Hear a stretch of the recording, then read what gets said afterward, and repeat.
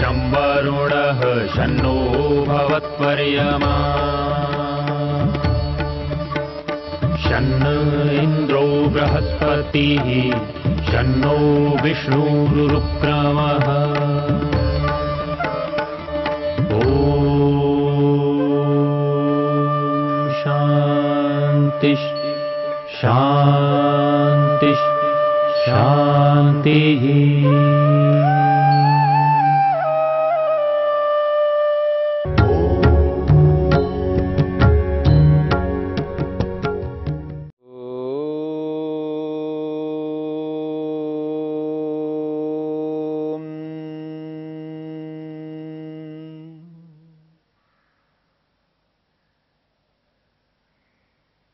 5 क्लेशों में चौथा क्लेश है द्वेष।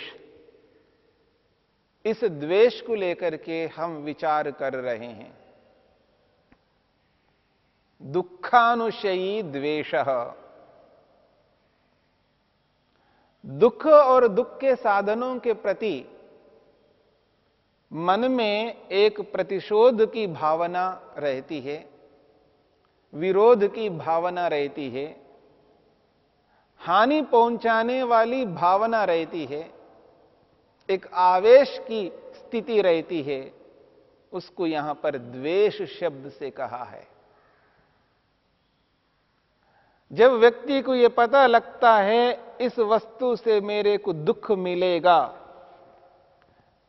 तो उस वस्तु के प्रति उसके मन में द्वेष रहता है, गुस्सा रहता है, प्रतिशोध की भावना रहती है, हिंसा की भावना रहती है। ऐसे वैर अपने मन में बिठा लेता है। उस वस्तु के प्रति वो जीवन भर द्वेष करने लगता है। और व्यवहार में बहुत सारी ऐसी वस्तुएं जिनके प्रति व्यक्ति की ऐसी भावना रहती है, उनको नापसंद कर करके उनसे द्वेष करने लगता है। जो उपयोगी साधन हैं, जीवन के लिए आवश्यक साधन हैं, जीवन की उन्नति में सहयोगी साधन हैं, उनको भी जीवन से हटाना चाहता है, उनके प्रति द्वेष करने लगता है। न पसंद कर करके उनके प्रति द्वेष उत्पन्न करता है। जब व्यक्ति पसंद नहीं है ऐसा बोलता है, तो समझ लेना वह किसी न किसी अंश में द्वेष है। आप देखेंगे अलग अलग व्यक्ति अलग अलग स्थितियों में रहते हुए किसी न किसी वस्तु से, किसी न किसी व्यक्ति से वो पसंद न करके उनको दूर करने लगते हैं, उनको नापसंद करते हैं, उनके प्रति द्वेष करते हैं।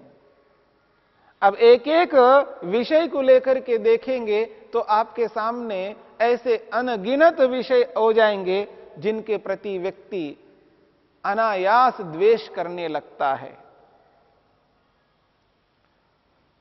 यदि आप भोजन के विषय में देखेंगे तो अलग अलग व्यक्ति अलग अलग वस्तु को लेकर के द्वेष करता है, न पसंद करता है।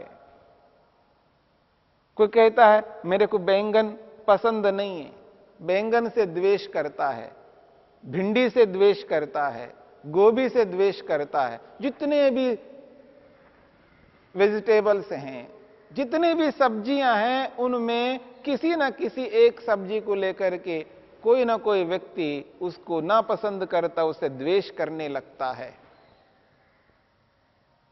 दालों को लेकिएगा, अलग अलग दाल को लेकर के व्यक्ति द्वेष करने लगता है। कोई रोटी से द्वेष करता है, कोई किसी से द्वेष करता है। यह सूक्ष्मता से अगर देखा जाए तो व्यक्ति एक एक वस्तु के प्रति द्वेष करने लगता है। जिसको वो पसंद करता है उससे राग करने लगता है, और जिसको पसंद नहीं करता उससे द्वेष करने लगता है।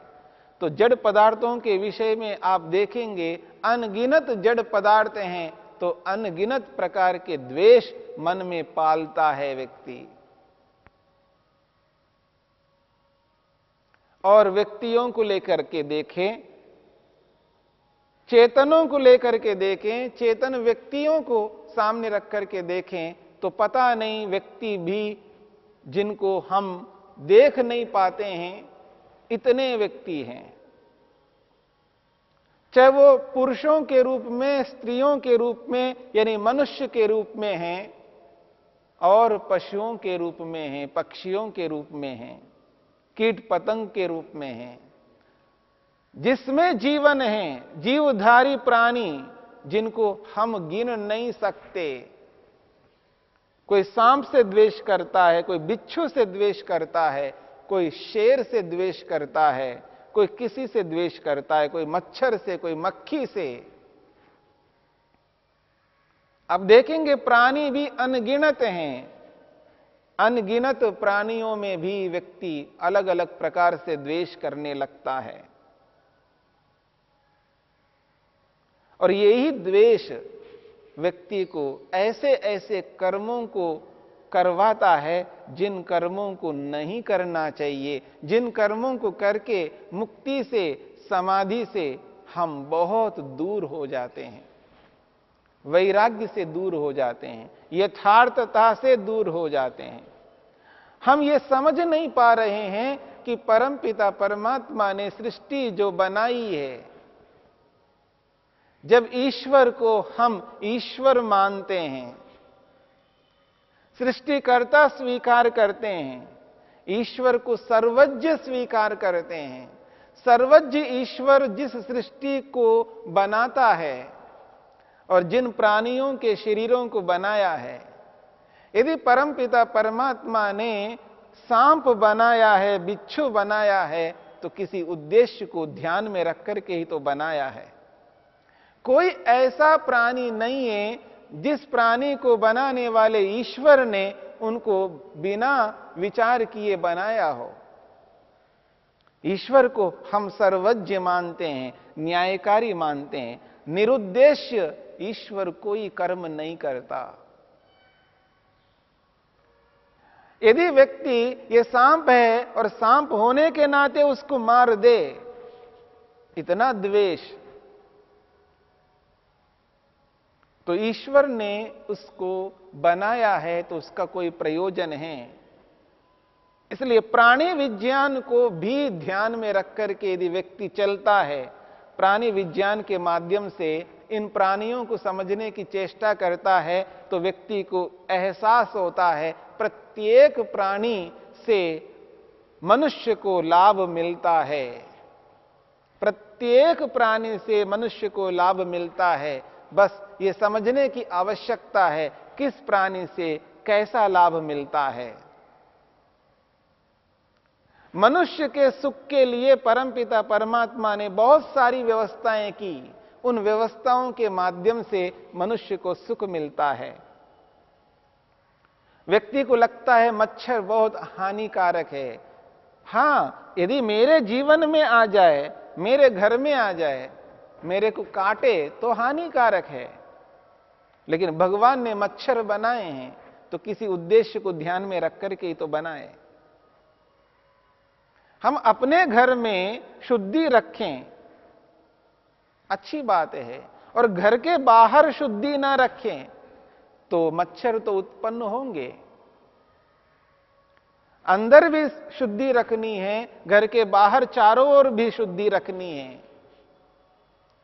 और जो हमारे घर में अशुद्धि फैलती है, उस अशुद्धि को इकट्ठा करके हम जहां डालते हैं वहां तो मच्छर हो, और उस अशुद्धि को समाप्त करने का काम जो करते हैं, यदि मच्छर ना हो तो अशुद्धि को साफ कौन करें? कोई तो प्राणी है जो अशुद्धि को साफ करने वाला है। मैं ये नहीं कहना चाह रहा हूं केवल मच्छर ही साफ करता है, और भी प्राणी हैं जो परमपिता परमेश्वर बनाते हैं और उस अशुद्धि को दूर करवाते हैं। हां, जो हम अशुद्धि अपने शरीर से निकालते हैं, जो घर में से निकालते हैं, उस अशुद्धि को इधर उधर न डाल करके उसको इकट्ठा करके एक ऐसे स्थान पे ले जा करके डालना चाहिए जहां मच्छर हो और उस अशुद्धि को साफ करे। हमारे घर के आसपास ना हो, हमारे घर में ना हो, यह आवश्यक है। पर यह नहीं आवश्यक है कि मच्छर ही ना हो, बिच्छू ही ना हो, सांप ही ना हो, कीट पतंग ना हो, अलग अलग प्रकार की योनि में जो प्राणी है वो ना हो, यह अलग बात है। इसलिए किसी भी प्राणी के प्रति द्वेष नहीं कर सकते, और वो द्वेष अविद्या मूलक होने के कारण से, उस द्वेष से जब हम उनकी हानि पहुंचा देते हैं तो ईश्वर की व्यवस्था में हम बीच में आ रहे हैं, ईश्वर की व्यवस्था को भंग कर रहे हैं। ईश्वर ने जिस सांप को बनाया है किसी उद्देश्य को लेकर के बनाया है, और उसको मार करके हम ईश्वर के उस उद्देश्य के बीच में व्यवधान उत्पन्न कर रहे हैं। इसलिए इस बात को समझने की चेष्टा करना है, हिंसा नहीं करनी है। जैसे कोई व्यक्ति मेरे को मार रहा है, मेरे को पीट रहा है, तो मैं उसको रोकता हूं, उसको फिर भी नहीं रुकता है तो उसको मारता हूं। यानी ये जो मारना है मैं अपनी सुरक्षा के लिए कर रहा हूं। इतना अधिकार तो सबके लिए है। मैं न्यायपूर्वक किसी को पीटता हूं, मारता हूं, और वो न्याय मेरे क्षेत्र में है, तब तो मैं कोई गलत नहीं कर रहा हूं। पर अन्यायपूर्वक यदि किसी को मारता है, पीटता है, तो वो द्वेष मूलक ही होगा, वो अन्यायपूर्वक होगा। न्यायपूर्वक किसी को दुख देना तो अहिंसा है, और अन्यायपूर्वक किसी को दुख देना तो हिंसा है, और हिंसा मात्र में द्वेष होता है। याद रखना, हिंसा मात्र में द्वेष होता है, और यदि न्यायपूर्वक दंड दिया जाता है वो हिंसा नहीं कहलाती है, वो अहिंसा है, क्योंकि उसमें न्याय है, और न्याय में द्वेष नहीं होता। इसलिए इस बात को समझना है, कहां क्या करना है, इस बात को समझते हुए जब हम आगे बढ़ते हैं तो द्वेष से बचेंगे। और जहां दुख है और उस दुख के साधन है, उन दुख और दुख के साधनों के प्रति ये जो मन के अंदर भाव उत्पन्न होते हैं, उन भावों को समझते हुए जाना है, और समझ करके उनके प्रति द्वेष नहीं करना है।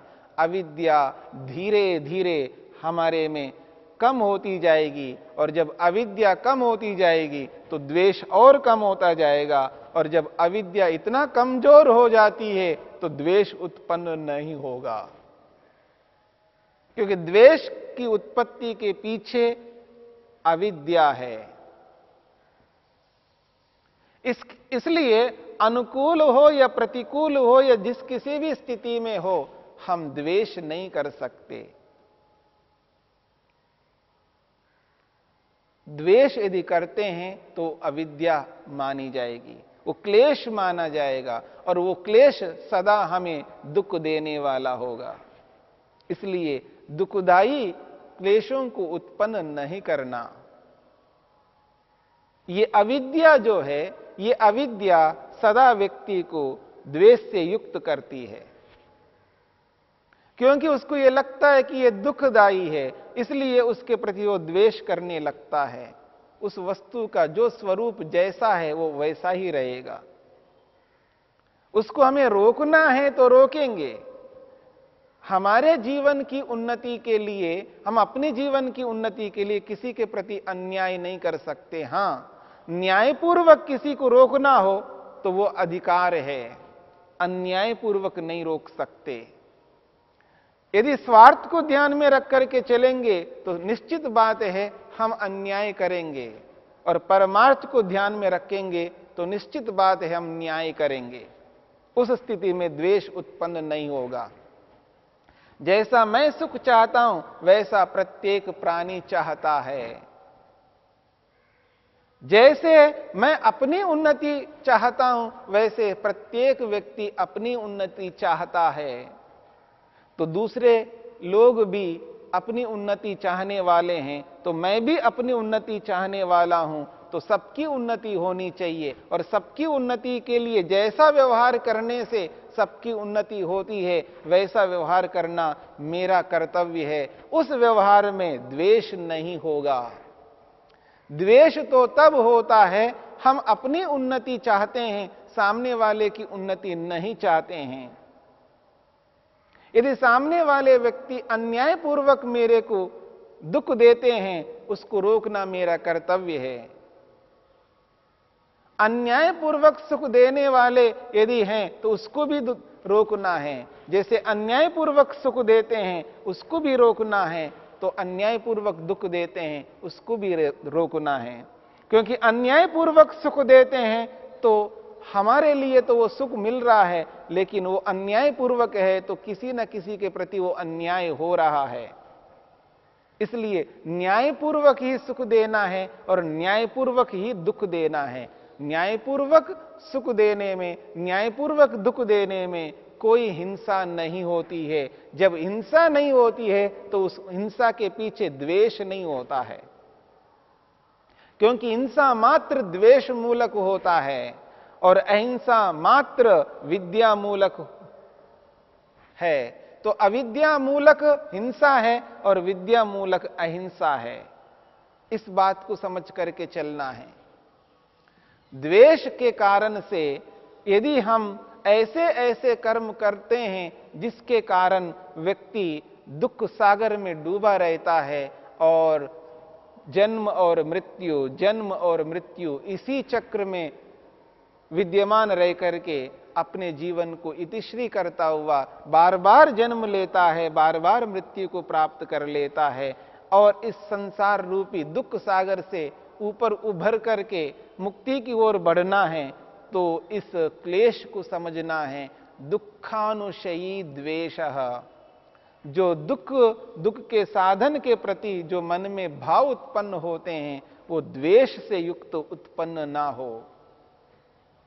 और जब तक व्यक्ति इस भाव को समझने लगता है कि ये भाव द्वेष युक्त है और ये द्वेष हानिकारक है, ऐसे भाव को मन में उत्पन्न नहीं करूंगा, उसके लिए तप करता है। और जैसे ही मन के अंदर क्रोध आने लगता है, उस तप के माध्यम से उसको रोकने लगता है, उसको सहन करने लगता है, और स्वाध्याय करता है और समझने का प्रयत्न करता है। उचित अनुचित का बोध कर करके व्यक्ति उस क्रोध को और रोकता जाता है, उसको और कमजोर करता रहता है और ईश्वर को स्मरण रखता है। ईश्वर की व्यापकता को, ईश्वर की सर्वज्ञता को, ईश्वर की सर्वशक्तिमत्ता को, ईश्वर की न्यायकारिता को सामने रख करके ईश्वर से डरता हुआ व्यक्ति उचित कर्म ही करने की चेष्टा करता है। उससे भी द्वेष रुक जाता है, क्योंकि जैसे ही ईश्वर सामने रहता है तो वो व्यक्ति के मन में जो द्वेष उत्पन्न होता है वो रुक जाता है, या उत्पन्न होने वाला है वो उत्पन्न होने नहीं देता है। इसलिए क्रिया योग के माध्यम से व्यक्ति इस द्वेष को रोक रोक करके कमजोर कर देता है।